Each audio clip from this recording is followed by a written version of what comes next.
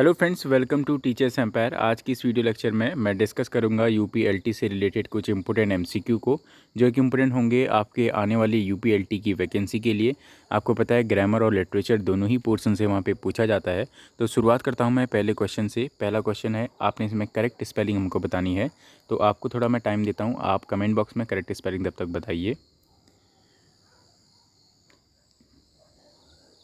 इसका जो सही आंसर है ऑप्शन नंबर सी, इसका सही आंसर है सेक्रीफाइस। ध्यान रखिएगा, सेक्रीफाइस में CRI होता है, CRE नहीं होगा, और लास्ट में SE भी नहीं होता, लास्ट में CE होता है। इसलिए आप सेक्रीफाइस की स्पेलिंग को ध्यान में रखिएगा। बढ़ता हूँ नेक्स्ट क्वेश्चन की ओर। नेक्स्ट क्वेश्चन है, यहाँ पे आपने इनकरेक्ट स्पेलिंग बतानी है। ध्यान दीजिएगा, यहाँ पे आपने इनकरेक्ट स्पेलिंग बतानी है कि इसकी इनकरेक्ट स्पेलिंग क्या होगी। ठीक है, तो इमीडिएटली इमीडिएटली इमीडिएटली और इमीडिएटली आपको 3 करेक्ट स्पेलिंग दी हैं, एक इनकरेक्ट दी है, वो आपने बतानी है। इसका सही आंसर है ऑप्शन नंबर सी। ठीक है, इमीडिएटली में हमेशा TELY होता है, इस बात को ध्यान रखेंगे, और डबल M के बाद E होता है। ठीक है, तो ये था आपका इमीडिएटली की इनकरेक्ट स्पेलिंग, आपने इसमें बतानी थी। आपको बता दूं, ये जो भी सीरीज़ चल रही है वो UPLT के प्रीवियस ईयर को देख के और UPLT के सिलेबस को ध्यान में रखते हुए ही हम यहाँ पे क्वेश्चन करा रहे हैं। तो इसलिए आपसे उम्मीद की जाती है कि आप पूरा विश्वास इन वीडियोज़ में जताएंगे। एक साइड सिलेबस होता है, दूसरी साइड में क्वेश्चन बनाता हूँ, इसलिए ये सभी आपके UPLT के ही पैटर्न पे पूछे जा रहे हैं। नेक्स्ट क्वेश्चन है आपके सामने, the novel in which Igbo society is mentioned is written by. The novel in which Igbo society is mentioned is written by. Option है आपके पास थॉमस हार्डी, हेनरी मॉगम, चिनुआ अचेबे और अर्नेस्ट हेमिंग्वे। आपको बता दूं, ये चारों ही राइटर आपके UPLT के सिलेबस में आपको प्रिस्क्राइब दिख जाएंगे अगर आप उसका सिलेबस देखते हैं तो। ठीक है, तो इसका जो सही आंसर है, किसकी नोवेल में हमको इग्बो सोसाइटी देखने को मिलता है, इसका सही आंसर होगा कौन सा, चिनुआ अचेबे। ठीक है, चिनुआ अचेबे के नोवेल में आपको बताया थिंग्स फॉल अपार्ट इन्होंने लिखी थी, किसने, चिनुआ अचेबे ने। तो हमें इनके नोवेल में इग्बो सोसाइटी का डिस्क्रिप्शन देखने को मिलता है। दूसरा, अगर मैं बात करूँ थॉमस हार्डी की, जैसे चिनुआ अचेबे की नोवेल में हमको इग्बो सोसाइटी का डिस्क्रिप्शन मिलता है, ऐसी थॉमस हार्डी, आपको पता है वेसेक्स रीजन का हमको इसमें डिस्क्रिप्शन मिलता है। किसके नोवेल्स में, थॉमस हार्डी के नोवेल में। अर्नेस्ट हेमिंग्वे एक अमेरिकन राइटर हैं। कमेंट बॉक्स में बताएंगे कि हेनरी मॉगम किस नेशन के राइटर हैं। क्या हेनरी मॉगन ब्रिटिश राइटर हैं, अमेरिकन हैं, नॉर्वेजियन हैं या अफ्रीकन राइटर हैं। हेनरी मॉगम की नेशनलिटी आप मुझे बताएंगे कमेंट बॉक्स में। बढ़ता हूँ नेक्स्ट क्वेश्चन की ओर। नेक्स्ट क्वेश्चन है, who wrote the novel bachelor of art. तो बैचलर ऑफ आर्ट नोवेल किसने लिखा था। ऑप्शन हैं आपके पास राजा राव, RK नारायण, कमला मार्कंडे या RN टैगोर। तो जो इसका सही आंसर है, बैचलर ऑफ आर्ट किसने लिखा था, RK नारायण ने लिखा था। RK नारायण का पूरा नाम क्या है, रासीपुरम कृष्णस्वामी नारायण। ये इंपोर्टेंट क्वेश्चन है आपके एग्जाम के लिए। तो RK नारायण का पूरा नाम क्या है, रासीपुरम कृष्णस्वामी नारायण।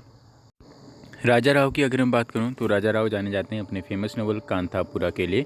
ऐसे ही RN टैगोर जाने जाते हैं गीतांजलि के लिए। ठीक है, रविन्द्रनाथ टैगोर को कौन सा प्राइज़ मिला था, कमेंट बॉक्स में आप मुझे बताएंगे। आपको नेक्स्ट वीडियो में इसका आंसर जरूर मिलेगा। ठीक है, नेक्स्ट क्वेश्चन की ओर बढ़ता हूँ। Which is not a love poem by John Donne. The good morrow, the sunrising, the definition of love और द फ्ली। तो इसका सही आंसर है द गुड मोरो इनकी लव पोएम नहीं है। किसकी बात हो रही है, जॉन डन की बात हो रही है।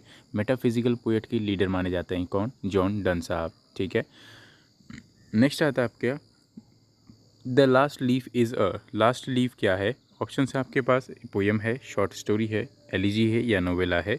इसका सही आंसर है लास्ट लीफ एक शॉर्ट स्टोरी है।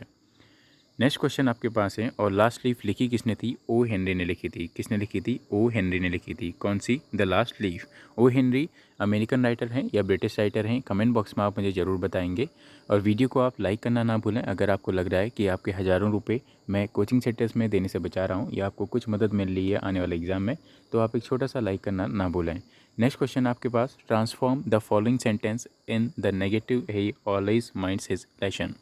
यानी आपने इस सेंटेंस को नेगेटिव सेंटेंस में ट्रांसफॉर्म करना है। Transform the following sentence into negative sentence. ध्यान दीजिएगा, उसने यहाँ पे ट्रांसफॉर्म लिखा है। ही ऑलवेज माइंड्स हिज लेसन, ये आपको सेंटेंस दिया गया है, इसको आपने नेगेटिव एस्पेक्ट में बताना है। ध्यान दीजिएगा, जब भी हम ऐसे सेंटेंस को नेगेटिव ट्रांसफॉर्म करते हैं तो ट्रांसफॉर्म में हमको एक बात ध्यान रखनी होती है कि हमारा सेंटेंस का सेंस नहीं बदलना चाहिए। मतलब जो हमसे सेंटेंस में कह रहा है वही बात हमारी बदलने के बाद भी सेंटेंस से निकल के आनी चाहिए। तो आपको ऑप्शन दिए गए हैं, he always minds his lesson, इसके आपको ऑप्शन क्या क्या दिए गए हैं, he not always mind his lesson, he does not always mind his lesson, he never neglects his lesson, he always not minds his lesson. तो इसमें जो इसका सही आंसर है he never neglect his lesson, इसका सही आंसर है। इसका अगर आप सेंस देखेंगे he never neglect his lesson का मतलब क्या हुआ कि हाँ वो हमेशा अपने लेसन को माइंड में रखता होगा। ठीक है, बढ़ता हूँ मैं नेक्स्ट क्वेश्चन की ओर। नेक्स्ट क्वेश्चन आपके सामने है, transform the following sentence into assertive. इस क्वेश्चन को आपने असर्टिव सेंटेंस में ट्रांसफॉर्म करना है। ये यूपीएलटी में पिछली बार पूछा गया क्वेश्चन है। What is better than milk for one's health, what is better than milk for one's health, यानी किसी की हेल्थ के लिए दूध से अच्छा क्या होगा। ठीक है, तो ऑप्शंस आपके पास हैं, anything is better than milk of one's health, everything is better than milk for one's health, something is better than milk for one's health, nothing is better than milk for one's health. तो इसका सही answer है option number D, nothing is better than milk for one's health, यानी दूध से अच्छा किसी की हेल्थ के लिए कुछ नहीं होगा। यानी मिल्क से दूध से अच्छा क्वेश्चन आपको दिया गया था, what is better than milk for one's health, यानी दूध से अच्छा किसी की हेल्थ के लिए क्या होगा। तो ऑप्शन डी है आपके पास, nothing is better than milk for one's health, यानी दूध से अच्छा किसी की हेल्थ के लिए कुछ नहीं होगा। ठीक है, तो अब मैं बढ़ता हूँ आपका नेक्स्ट क्वेश्चन की ओर। आज की वीडियो में मैं इतने ही क्वेश्चंस आपके लिए लाया हूँ। उम्मीद है आपको ये सीरीज़ पसंद आ रही होगी। पसंद आ रही है तो आप इसको शेयर करना ना भूलें। वीडियो का लाइक रहेगा हमारा 50 लाइक का टारगेट हम डेली लेके चलते हैं। 50 लाइक के टारगेट के पूरे होते ही आपके पास नेक्स्ट वीडियो आपको देखने को मिल जाएगी। Thank you for watching us. Thank you.